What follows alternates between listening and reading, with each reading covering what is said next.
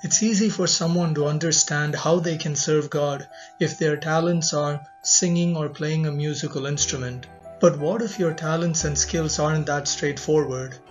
Here are a few ideas. If cooking is your talent, then prepare a nutritious meal for someone in need. When you serve them, acknowledge God so that He is honored.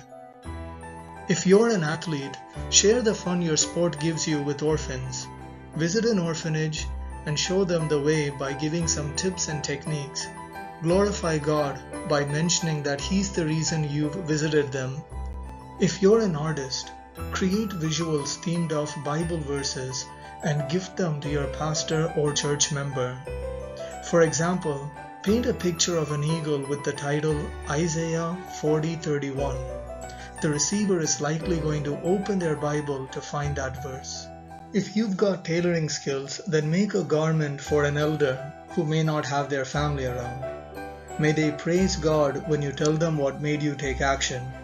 In a world where people are too busy with themselves, if you can empathize with others, then that is a valuable gift. Visit someone who might be suffering from depression due to a personal crisis and make sure to carry the Bible with you. Let's turn to 1 Peter chapter 4 verse 10. And this time we're going to look at a Good News translation.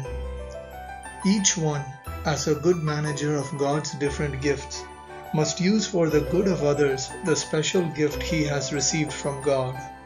As you can see, serving God is all about loving others by doing something for them and then honoring God by giving Him all the glory.